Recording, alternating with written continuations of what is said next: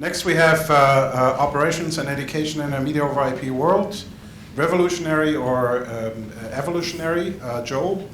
Joel is the director of education at SMPTE, and he's going to share this this session. So Joel, go ahead. Thank you. Yeah, we want to, in this session, take a look at the human side of this transition. I mean, the technology is hard enough. Let's face it.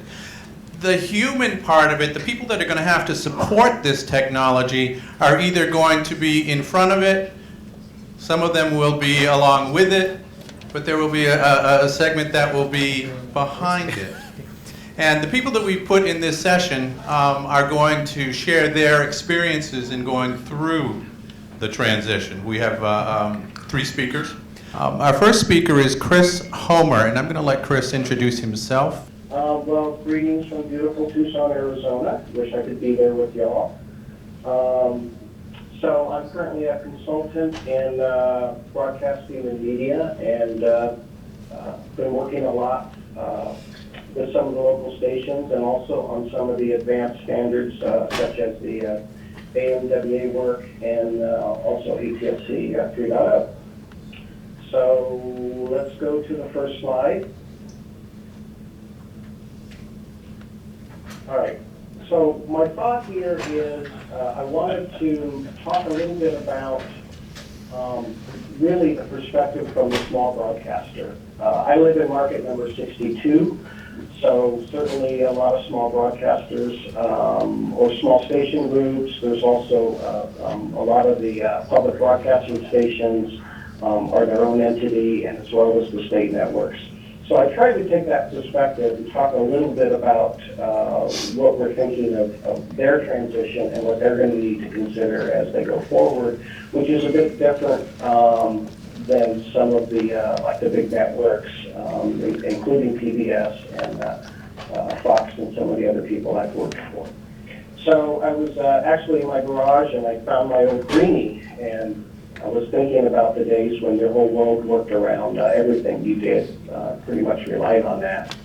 And we all made, of course, the digital transition. I remember actually going from a D1 parallel that processed everything in parallel, then finally moved to serial digital. And we all kind of ended up with things called the laptop. My new greenie is actually a MacBook Pro, so you pretty much do everything on the computer now. My greenie's happily in the garage. By the way, that's not my greenie because my greenie was not in good enough shape to be photographed. Next slide, please. So what are we looking at today for the broadcaster? For small stations, software-defined networks. We've had SMPTE 2022-6, where we can actually route IP video, both combined audio-video. But now we have 2110, where we're looking at real production applications.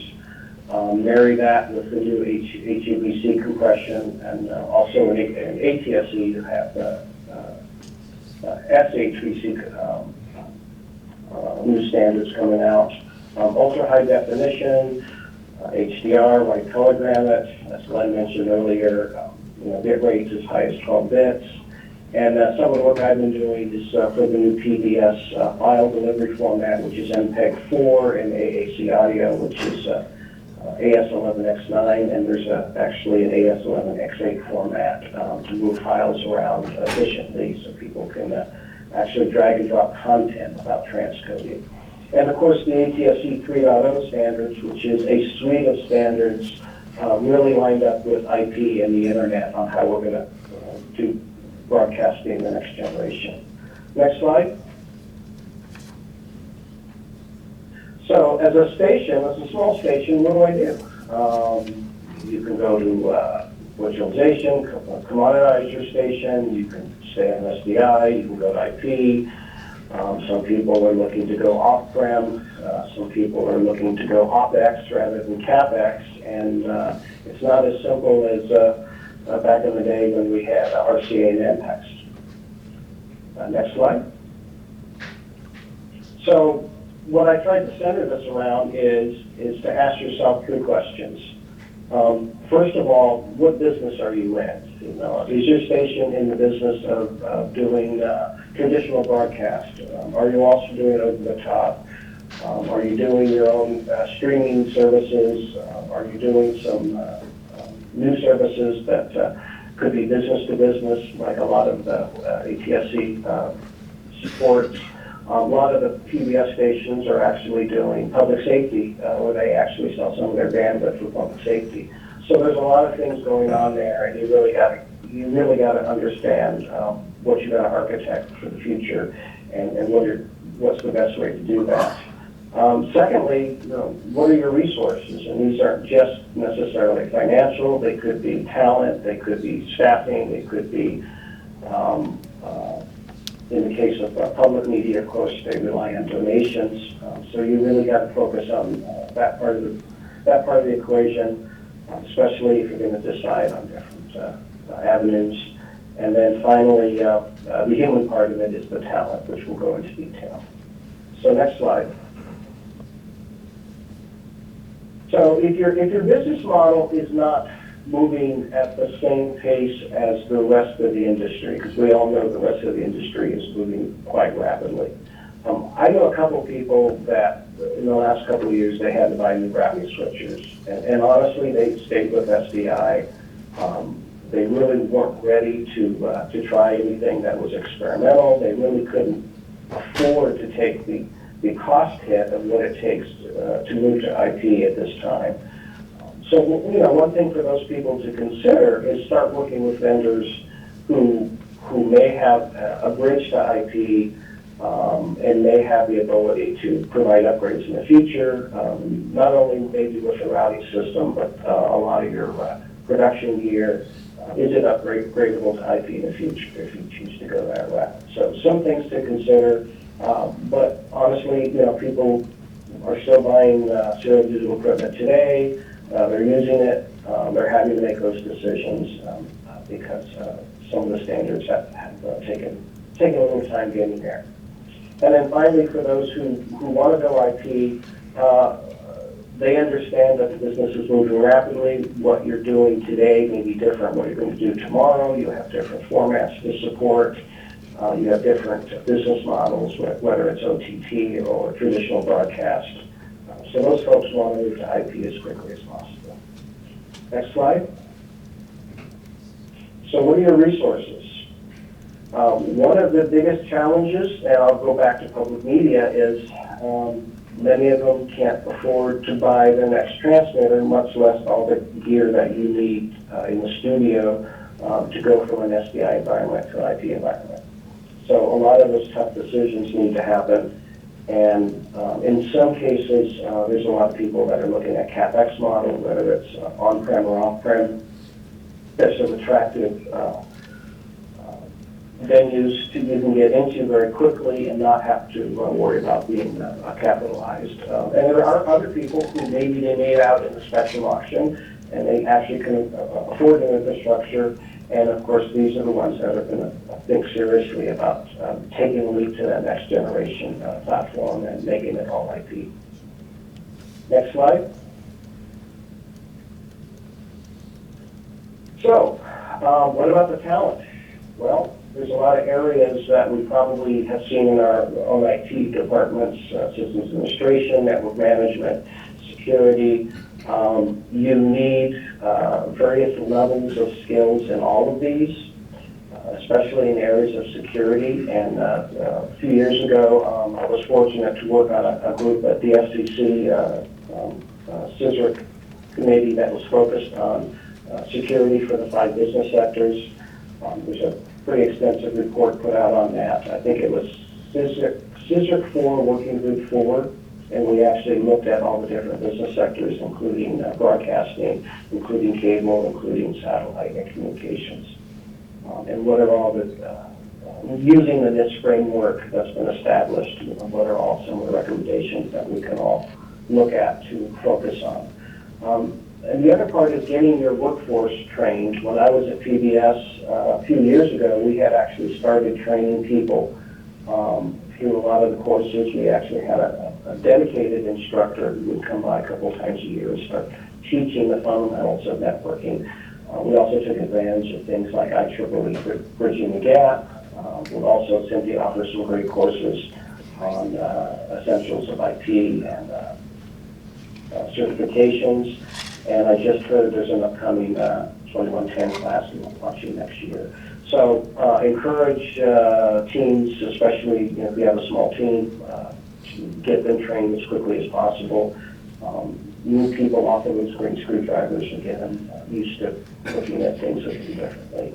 And I also challenge the vendors, if you're going to be selling equipment into this industry, you need to provide the same level of support that you did for your dedicated systems, which means in addition to the Cisco training, the vendor should be at least able to provide that maybe first, second, or third tier of support and expertise to help these stations migrate to these new platforms. So that means those relationships are going to be extremely important to make sure that the stations can have the same amount of availability. If you're doing 9999, there's no reason why you can't continue to do 9999 on this particular machine.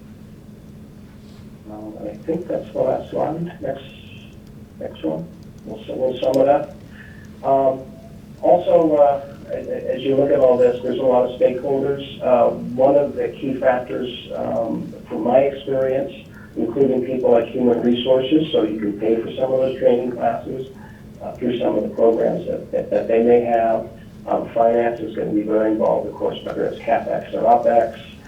Your programming people, they're the ones that are going to help you shape your future businesses and make sure that the engineers or operators are with you every step of the way. A lot of fear and trepidation when they start hearing about some of the new commoditized systems that they're possibly out of a job, and that's not necessarily true. It just means that there's a lot of change coming, and we all need to keep abreast of it. And as I mentioned, vendors don't need to just drop some software off and disappear. They need to be a partner, and they need to be there every step of the way.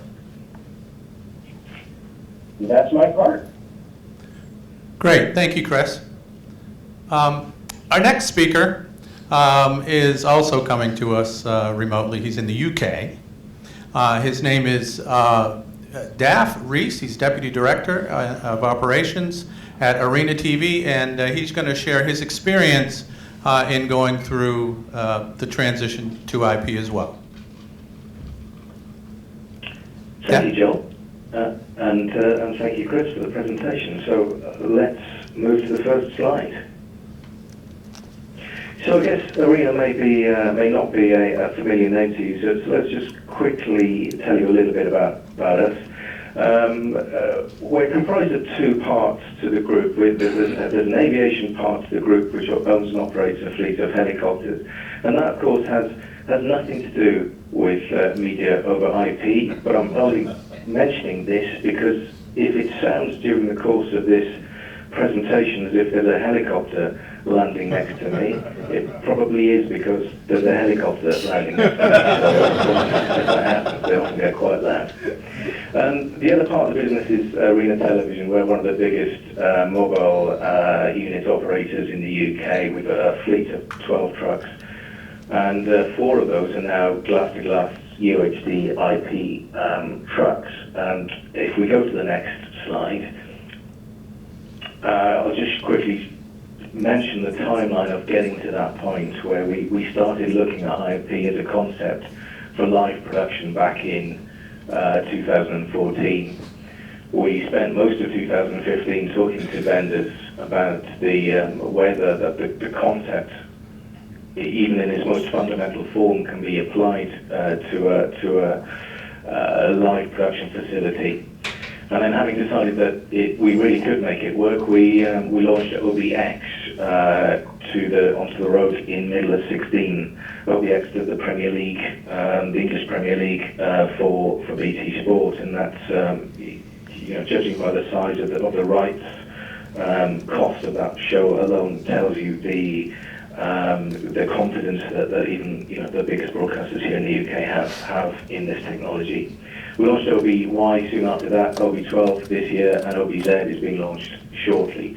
And if we move to the next slide, the purpose of telling you all this really is to show that we've been working in this arena for nearly 3 years now, so we've got really good experience of how the IP technology affects the human resources within the organisation, because it really does touch every part of the business. So if we move on to the next slide, when we started thinking about IP, and perhaps it's the same in your organisations as you migrate over to IP, there's lots of people, lots of doom-mongers out there that say that that the technology doesn't work, or it's not ready, or it's too expensive, or some other excuse about why not to do it. But what I can confidently say, and if we move through the slide as I'm saying this, I can confidently say that the world still does turn after you've migrated to IP. If we move on from that, you still have to pay the taxes, that's still a given. And we move on to that. Even in the most terrible crisis here in the UK, we're still drinking tea even after the move to IP. So relax, it's okay. So if we move on from that. So let's consider then what's not going to change with the move to IP. And if we move to the first point, this is key, I think. The fundamental engineering principles and the fundamental skills that the engineering department have is as valid in the IP world as it always has been in the SDI world, or even the analog world. Those principles are still absolutely essential within the business. Of course, there'll still be an awful lot of legacy devices, and there's still a lot of those legacy devices still rely on good old analog black and burst or tri-sync. So those engineering principles and the logic that comes with that engineering is still important. If we move on to the next point here, system latency. I heard this mentioned in the presentation just before this one. A properly designed IP system doesn't has imperceptible latency, and a lot of our clients were concerned about latency in IP. I think that they're used to sort of web streaming services, thinking that's what's going to happen when you move to IP. Well, of course, that isn't the case. And the other point as we move on, absolutely, the system latency is similar to an SDI. And the other thing that doesn't have to change or doesn't indeed change from the client's point of view is the show. The show is still the show, and no matter how much we talk about the technology, that shouldn't change the way that the production people come in and do their job day in, day out. So let's move on and to the next slide. This is a section which I've called "What Doesn't Have to Change," and again, this is depending on the way that I think you see your business and the way that you see your clients. Is that some of these things can carry on as normal. So let's move on to the first point. The user interface can still be a very familiar control system. So again, the production team, our clients, the people that pay our invoices every month, they can come in and it's a very familiar look and feel, despite the fantastic new technology that's under the hood. And we move on to the other point. Operational scheduling. We still, I think, operating a mobile unit business is probably one of the most complex live production feats there is. We're always trying to get crew and people and equipment all over the continent, all over the country, and scheduling people to make that work is always a tricky feat. Whilst I think in the early days we had to throw more people at the new facilities because they're unfamiliar, and I think that's to be expected. The key is moving forward, actually operationally, from a human resource point of view, we're sending the same people with the same tasks as we always have in an SDI environment. Now, of course, some things do change. I'll come on to that in a moment. But from an operational scheduling point of view, nothing really changes. And finally, the last point here on this slide, is the production client expectations. And this is the fantastic thing about IP, is that moving on from here, whether the production is HD or UHD, whether it's 10-bit, 14-bit, whatever bit depth production demands, whether it's white color gamuts, HDR, IP gives you the backbone to give you that production flexibility, and that, unlike in perhaps a quad SDI environment where the amount of resources that you can use on any production is limited because of that quad SDI infrastructure, IP really does give you that impressive flexibility for the production. So the production client expectations can be met whatever you do. Just to quickly go back to the user interface, whilst using a familiar UI is always possible, I think moving on we'll get into much more millennial way of interacting with systems, and I'm sure we'll see many more systems where swiping a source to a destination, or squeezing or pinching at a touch screen is the way forward. But that can come with time when your clients are happy to move on to that change. So let's go on to the next slide. Yeah, and a talk about what definitely does change with this technology. So let's look at the first point, and I think it's a fairly obvious one. The engineering skill set and the tools that the engineers need do change. I'm sure this has been a topic of the day. There's no question that the engineers on the trucks, the EICs and the TDs, do need a completely different IP-based skill set to achieve the tasks that they've been handed. But what we're finding is that it's much easier to give broadcast engineers those skills and move them into the IP world rather than trying to train data center engineers to understand a video world.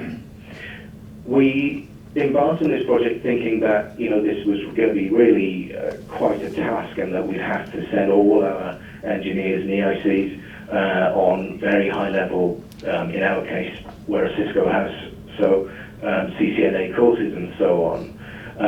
But what's clear is actually that the range of skills that they need to do the job is actually quite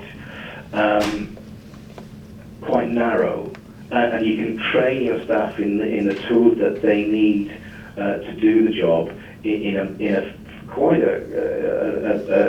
a short period of time, and then of course their experience grows as they work more and more with this technology.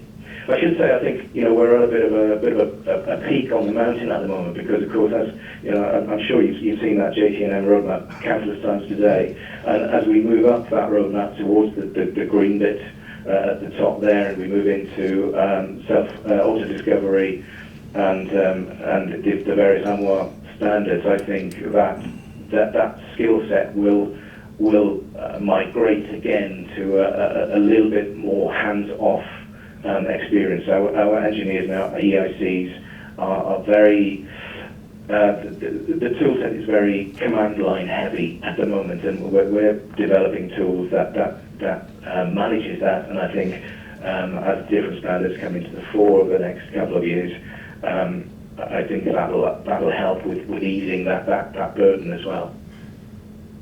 So if we move on to the next point here. Yeah, this was an interesting topic before this one, the opportunity to decentralize staff and assets. And what we're finding is actually with the IP technology, what we're finding is that instead of sending people to follow these trucks up and down the country or all over the continent, we're able to decentralize a lot of that engineering work back into an operations center here at base. And instead of sending one EIC out with every facility, what we're looking at now is the opportunity to bring one EIC back into the HQ and have that one person have a view across the whole fleet and be able to remote in and do a lot of that sort of engineering work remotely. And I think, that's something that IT really does give you the opportunity to do much more than an SCI-based environment. We're also able to hold back on some of the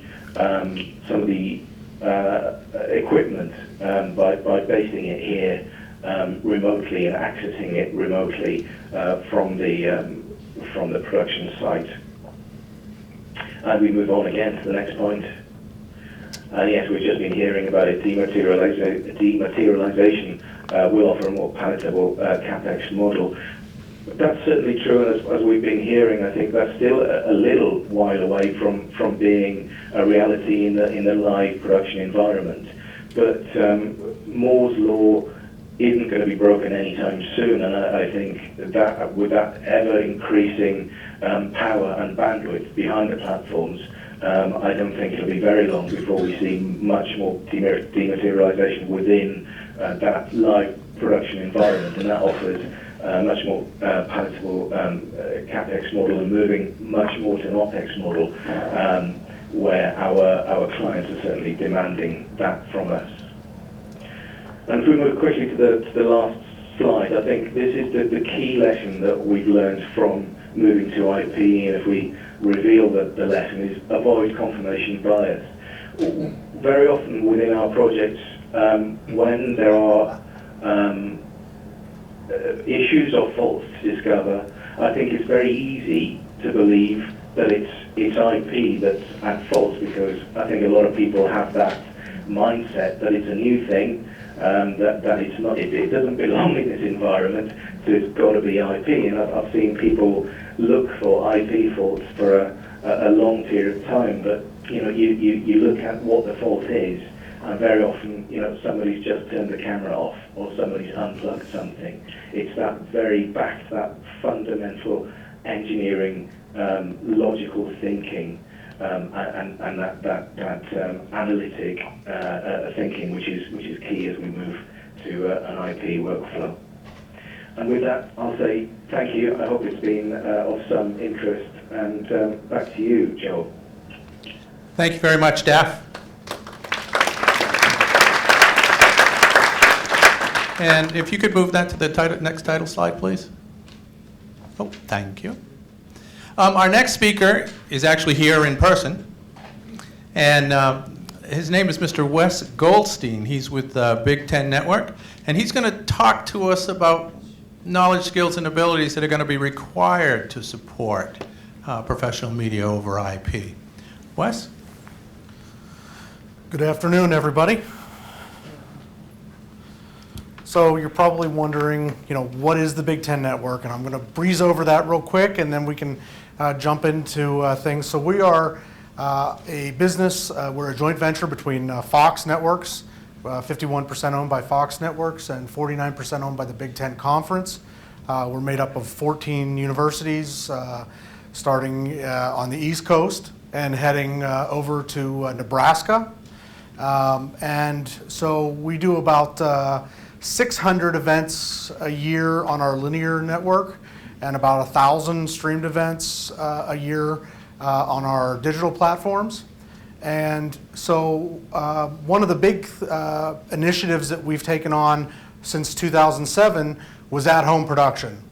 And at-home production, I don't know how many of you are aware, but camera aggregation back to our production facility in Chicago. We've been doing this via IP since 2007. Started out doing a handful of events a year. Now we're up to about 400 events we will do this year. And we've also included things like handling the US Open, golf for Fox, the digital feeds there, bringing about 30 cameras back to Chicago. Let's see here. Okay, so our considerations making the move to media over IP.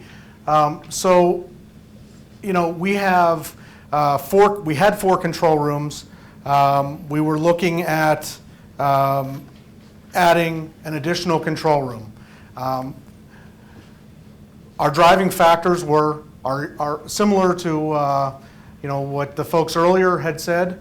Their EQXs were full, and we kind of got to a place in our discussions, and we determined, are we going to go and just throw another baseband router at it, or are we going to migrate and kind of start dipping our toe into IP?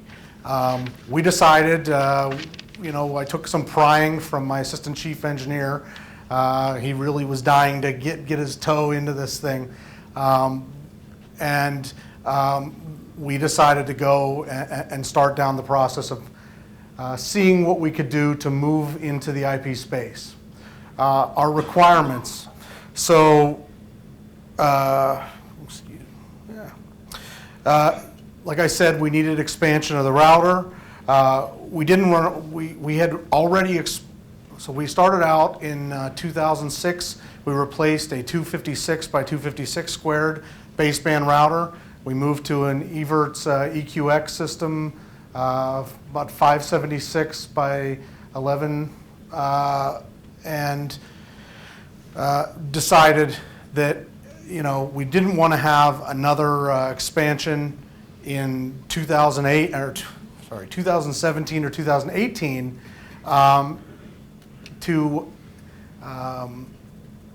excuse me. We didn't want to have to go and throw away money is what it came down to. So we decided we also needed to expand our replay system, our multi-viewer system. We had a number of baseband MVPs, VIPs that were tied to the EQX, and we needed to expand those with adding control rooms and all the other infrastructure that goes along with adding those control rooms. Our requirements were, like I said, adding the additional channels of playback and record for our replay, adding additional I/O so we move forward and don't have to continue trying to struggle through with our baseband router, and also, like I said, increasing multi-viewer size. Some of the factors that we had at play, we were worried about, there's so much out there now. 2022-6, 2110's not quite ready for prime time yet. What do? We also could go, J2K with some compression through the system, H.264, but it led us to kind of our vendor selection, and it was probably a little easier process. We put it out in RFP with some of our folks in the Woodlands, for us, we just really decided that it was best. We couldn't afford to replace the entire system and put media gateways at every device because everything else, all of our switchers, all of the other gear was still baseband, at least for the time being. So we decided to go with Evertz. And we decided to go with a hybrid system. What we did is we replaced all of our input cards in our EQX router and made them all of our inputs available to the EXE. One of the things that you get down the road so far and you realize you're so focused on what's the right situation for us. How do we increase capacity and meet the goals that our production folks need. And one of the things that kind of got overlooked, at least at the beginning, was looking at our staff. The knowledge, skills, and abilities of each one of my guys, it's you can definitely get through it, but it's something that if we would have addressed earlier on in the process, we may have been a little bit better prepared for this as we kind of made our march towards IP. So my team is made up of a broadcast group and a systems group, as I'm sure a lot of other entities are, engineering groups are. Broadcast group primarily dealing with the broadcast gear. Systems group, primarily looking at after the edit system, servers, all the storage, all the media that we have. And they overlapped a little bit. And like I said, we did a lot of video over IP, H.264, streaming from our universities back to Chicago. But they didn't overlap that much. There was a little bit of, this and that. Hey, I need your help. I need to understand from the broadcast guys a little bit better. From the systems guys, what is this video thing that you talk about? I'm used to just dealing in servers and edit systems. And so, this was our pre-IP implementation of kind of what we looked at between the two groups. After now we're 3 months into this transition, they've definitely overlapped a great deal more, if not even more than what the picture showed. I just didn't want to completely, overlay the entire circle there. We're not completely just a whole circle yet, but there's definitely, each group is bringing a great deal to the other group, even more than we had before, when we were just kind of troubleshooting IP problems, or my VistaLink server crashed, that type of thing.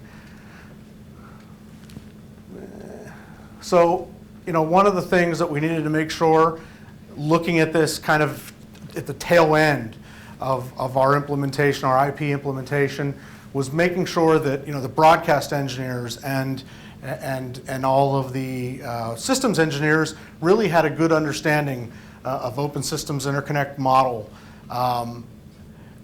Just understand, having, it doesn't have to be that they're in there making configuration changes on a network switch from the broadcast side of things, from a broadcast engineer's perspective, but having a good understanding of what it means, what the different layers mean. And so it was very important to do that. Also, an understanding of multicast. We've been dealing in a world of unicast for a long period of time. Like I mentioned, all of our feeds from the universities back to Chicago, our network that we have only supports unicast, and it's not. Whereas some of the other networks, like Pac-12, that are doing similar things like we're doing, have purchased their networks and their closed networks to their only to them. We actually share our networks with the IT departments and the schools themselves. It's actually a network that they provide about a gig connectivity from every venue that we have on all the campuses back to Chicago. Also, understanding Wireshark. It's our new tool of the IP world. A lot of people take it for granted, especially if you're an IT guy. What does it mean? How do I make it work? Getting the broadcast guys to have a good understanding of, I plug a computer in and on a port, and I can do a Wireshark, and actually kind of, it'll give me a little bit more in-depth view. We're so used to taking a waveform vector scope. It was brought up before, the old Tektronix handheld waveform vector scope, and you plug it into the end of a cable, and you get either you get video or you don't get video, or you're having some issues. Wireshark has been key into. We've had a number of PTP and PCR timing issues within our system over the past couple weeks, and being able to utilize Wireshark, it's definitely helped us get to the end point of actually solving the problem. Also, just understanding fiber networking. I know a lot of us just take fiber, for granted. I'm just going to plug that fiber in on this end, plug it on the other end. But just understanding it's not a piece of coax anymore. You're not doing as many of. There are kits out there, and there are ways to do the field service like we would do on a coax, but not exactly the same situation. It's a lot more of replacing the fiber, if possible, than it is, cutting the end off and splicing a new connector on. So, vendor-specific hardware. I mean, this is for sure, something we had to focus on. Just general configuration software, working with the vendor as they set up all the interfaces, most of which are web portals. Monitoring, using Evertz's software or SDVN product, and also hopefully soon using Insight to help diagnose what's going on and determine, to make sure where those routes are actually going. And then control. The nice piece about control is in the Evertz world, we don't change a whole lot. It's really Magnum kind of driving. I understand that over some time they're going to be merging their SDVN product and their Magnum product together, which I think will help folks understand. I think a lot of my guys are nervous about getting into SDVN and screwing something up. They're not just used to going into the routes table or they are used to going into the routes table within Magnum and just going, okay, I want this here, I want this here, and it happens. Similar workflow within SDVN and Magnum in the IP world, but it's also something that I think that they need more training to make sure that they understand exactly what they're doing. And let's see here. A better understanding. So right now we're in Aspen. We're in Aspen land. When they told me about Aspen, I thought I was going to get a vacation. But for the single source vendor, it's what they had available to us at the time. With 2110, like I said, as we've been talking about all day long, not being completely there yet. Our roadmap will be, as along with the rest of the folks in Fox, moving towards 2110, but just a better understanding of what that's going to mean for us. Aspen's pretty easy right now because it's their own format, it's their own flavor. They can handle it all the way through. Once we start migrating to 2110 and hanging other vendors' devices off of these off the router, it's going to definitely complicate things. I think there's been a lot of talk of interoperability, and that's going to have to get there. I mean, I don't expect it to happen right away, but I'm sure that we will eventually get to the end goal of hopefully a 2110 world. PTP timing, as I mentioned, we had some issues. Understanding how important it is, understanding that it's not the same old digital system. One of my guys told me the other day from one of my broadcast guys, he said, we used to be in the analog world, and we used to have to time everything. And then we moved to the digital world, and we get it kind of close. And now we're back to this world where it has to be very precise, and just kind of letting these guys know how important that timing is. And then troubleshooting techniques, like I mentioned before, the old scope. The old broadcast guys, or even myself, I don't know, we're using old broadcast guys, but like to have something in our hands. We like to be able to plug a cable in. And there's not a whole lot out there so far. It's kind of interesting on our call this past week, we kind of talked about the need that we've come a couple years down the road here with IP, and it's been around for a little bit, but the number of tools that are out there to help diagnose issues really aren't, there aren't a whole lot of them out there yet. So it's important that hopefully there will be more useful tools to help all of the engineers diagnose the issues and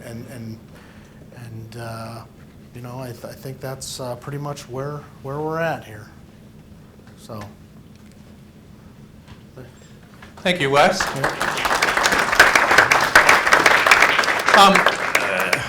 An engineer in one of the major networks here in the city went through CCNA training. He said one of the most valuable lessons that he learned in going through the CCNA training was being able to sit in a meeting with his IT folks and have the same vocabulary, be able to understand what it is they're talking about. And he kind of talked out of the side of his mouth and said, and be able to tell when they're trying to pull the wool over my eyes.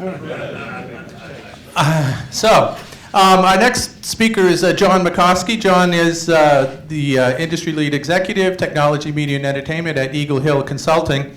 And before I turn the floor over to John, I want to ask you folks a question. Considering your engineering people and the transition to IP, what is your biggest concern about moving them from where they were to where they are? What's that? Just getting them motivated. Just getting them motivated? Yeah, I've had 3 guys try to sign up for the safety course, and one of them did. Okay. Yeah. You know, they don't seem to get it yet. They don't seem to get it yet. Okay. Okay. What else? Yes. You know, migrating from legacy infrastructure, it's still working. We got another budget year before we have to replace it, and you know. Okay. So why? Kinda. Yeah. Okay. Return on investment. Yes. Finding the bandwidth, Finding- time-wise, to do the training. Finding the bandwidth to Yeah. do the And training. they do their normal jobs and still get the training at the same time. Then retaining that training until a year later. when they Understood. actually Yeah. need it. Yeah. Yeah. And sir. There's just a broad swath of things from legacy all the way up to, I mean, we have trouble getting them to learn unicast, and now we're on multicast, and now, you know, it's, the technology is starting to speed up. Okay, yeah, technology is starting to speed up, and you've got the legacy stuff, and it's not going to slow down, I don't think, for quite a while, to be honest with you. Okay, well, thank you very much. I appreciate the input. I'm going to turn the floor over to Mr. McCoskey then. Thanks, Joel. Well, so one of the things in my life of spending my career as a technologist and in the last few years transitioning to this thing called management consulting is I realized that there are formal techniques to things like change management that I didn't know about, and probably many of you in the room didn't know about. And what I want to talk a little bit about today is how we look at all this technological change that we've been living through and seeing the increases in pace on, and look at the people side of that and how we can leverage some of the tools that are out there for managing through change. And so one of the things that was interesting for me to find out is that change management is actually a formal discipline. So people have been looking at change management starting back in the 40s, and probably the most pinnacle piece of research that happened was in the late 60s by a woman named Elizabeth Kubler-Ross, who was actually looking at grief. But the interesting thing is managing grief and managing change are really the same thing. So that got picked up by Stephen Covey, and then probably the most important work from a company called ProSci, which actually does formal certifications on training and teaches people about this formal process, was in the 90s. The curve looks something like this, where you've got highs and lows of the process. And so you start out with this low of being kind of the shock and, you know, something's got to change and nobody wants to change. Then you get angry, and then you start bargaining. Well, maybe we don't have change. Maybe we can do something a little bit differently. And you kind of hit the bottom there with depression, which is, oh crap, we're going to have to change, and now let's get on with it. And if you process through that process as quickly as you can, you get to acceptance and you move on and you actually make change happen. So if you look at formal change management and you implement tools, and the tools I'm talking about are pretty simple. So one is you need a project manager that is managing the change project. It's not just a technology project, it's a change project. That needs a project manager. You need executive sponsorship. And what's interesting is the research has looked at the success rate on changes, and success being getting the changes done that you wanted to in the time period you wanted to. With an executive sponsor is twice as likely you're going to hit your numbers as without an executive sponsor. So it can't be something that's buried deep into your organization. And the tools you want to use are really having a strategy and a plan, having a stakeholder analysis so you really understand what impact this change is going to have on everybody involved. You want to have basically a roadmap for the change, just like you would on a project. And then one important thing is having what they call a change agent network, which is basically taking champions within your organization that are going to help you push out the information about that change and help you gather information back from the staff. And they need to be embedded with the people that are affected by the change. If you do those things, you have a higher probability of hitting your dates and time frame on the change. You actually manage through it, and you actually end up with an organization that has a competency in change, which is important because we're going to keep changing. If you don't do it, your employee productivity tends to dip, you tend to lose people. You tend to have employees that are digging in and resisting, and you end up sometimes backing off on your plan and not implementing the full change. So it's worth investing in and actually doing it right. So we were kind of interested in looking at kind of demographical stereotypes, because everything we hear in our industry is that millennials treat things differently than Gen Xers and boomers. And so we did some formal research and asked about success rates on change. And what was interesting in the categories that all three demographics found most important for effective change was strong leadership, having a very effective communication plan, and understanding the need for change. You can't just go in and tell people, we're going to change. They need to buy into it. They need to understand why you're doing it. But we found no real demographic difference across those groups.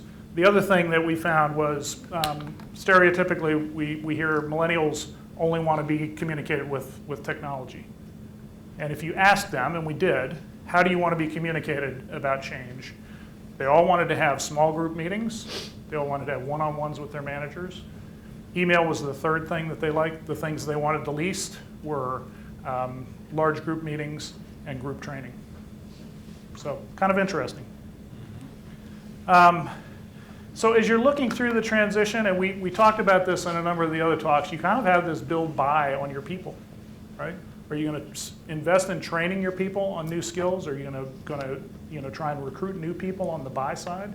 Are you going to balance that out? I think anecdotally what we've heard is that people have had more success training their current staff and training the folks that are really broadcast engineers and adding the IP and the security levels on top of that. But I would question whether on the security side that's going to hold up. I think one of the things we might see is that you really need to bring in security experts that are trained on security and then back train them on broadcast skills. A lot of talk about kind of generic training, which I think is really important, and SMPTE and other organizations have a very good baseline networking training. But getting that up to the media specialized that SMPTE and IEEE and others offer is equally important. And it didn't put it on the slide, but I think it's really important. It's mentioned several times earlier today. The vendors are really valuable in this training because they live it, they have the tools to help people understand it, and they can really bring your people up to speed. And the last point I have is, now that we're in this virtualized environment, it's a lot easier and a lot less expensive to have test beds and pilot systems and places where your engineers can have a sandbox and they can play around outside of a production environment. And that used to be cost prohibitive, and it really isn't anymore. So that's something you should really take advantage of. And that's pretty much it. So I think we're right back on schedule. Thank you, John. Daf, are you still on the line? I am, Joe, yeah. Okay. Any questions for, and Chris dropped off, so any questions for Daf? I'm still here. Oh, you are? Oh, sorry. Yeah. Sorry. Any questions for any of our speakers, either to what's going to change, what's not going to change, what skills, competency, skills, knowledge, and abilities will be required, how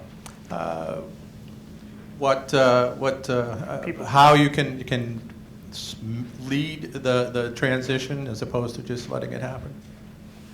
Yes, sir. Yeah, what's the biggest challenge to supporting legacy infrastructure and new technologies like some of the newer SMPTE standards? You know, the stuff isn't aged out, it's got to support old MPEG-2 files, and you know, there's a lot of issues, not just in embracing a new, technology. So I was wondering what the experience was, a mobile truck. You still got a lot of piece parts of field production that haven't changed. Daf, is that a question for you? I guess, yeah, of course. I mean, we're still in a world with an awful lot of SDI equipment, and we're fortunate in a way with our facility that it's effectively a greenfield site, and we can manage all that legacy equipment within the IP world with a whole host of gateway products moving from the SDI world and the IP world. And yeah, sure, we're still learning as we're going on after a year on the road how this technology that was really intended to live in a data center from the day it switched on until however many years later it's eventually switched off. We're having to learn how we manage all that equipment within a mobile facility where it gets switched on and switched off pretty much every day.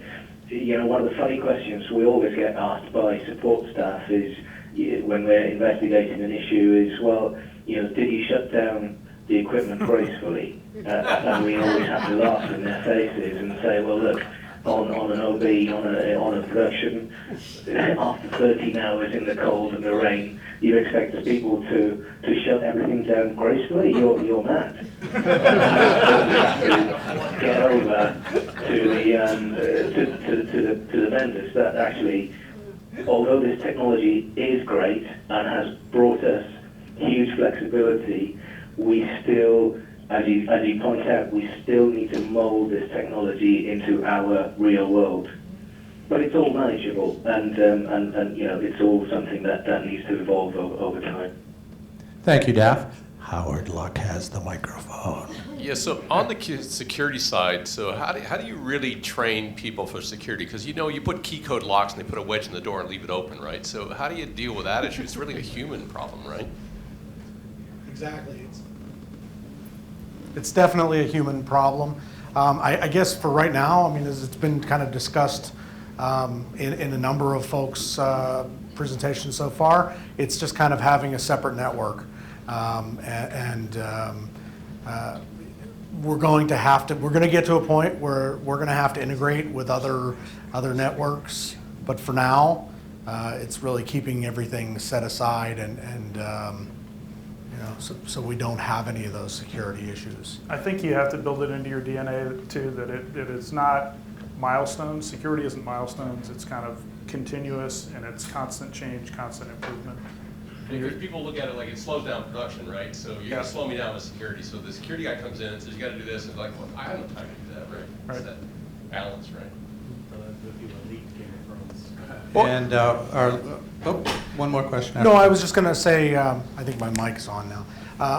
You know, the production people have to understand also, and this is the difficult part of, you know, just security in general in a broadcast environment, is that would you rather have to go through a couple extra steps to make sure things are going to stay secure, or would you rather not make error? Because if we have some sort of breach, you know, there's the potential there that we don't have a show. So, you know, it's just being real with them. They have to be understand. They have to understand. And yes. Right, Mike Beach with NPR. This sounds really good for larger shops, all the cross training and people having multiple skills, but most of the people I work with are very small shops, and so you've got the engineer there that knows his board and he knows his microphones and he knows the plumbing and the carpentry needed to be done around the place. So I guess talk to us, do we run the risk when we start to sort of get everybody does everything, do we start running that risk of nobody does anything very well? Okay. Shoot, homework. Correct? So, Mike, I would encourage you to take a look at the CISRC report, CISRC 4, Working Group 4. We actually had a lot of us on a group that were identifying how to shore up security for the small businesses. And the mom and pop radio stations and TV stations were a lot of part of our work there. So again, I know there's a list requires 92 items in their framework, but we actually got it down to 32. So the small businesses don't have to go through as much jumping through hoops as larger businesses. But I think it's also leveraging, you know, from the vendor's perspective, and the vendors have to understand that there are going to be smaller shops, and they're going to have to be able to provide those services 24/7, so that, you know, they want you to buy their equipment. They're going to need to make sure that they have folks that know what they're doing to support you. You know, you're going to know how to get so far, but at some point you're going to have to be able to pick up the phone and call someone. Thank you. And if you're interested in internet working, education and stuff, let's talk. Thank you very much. That's more than the time we actually had, so thank you very much.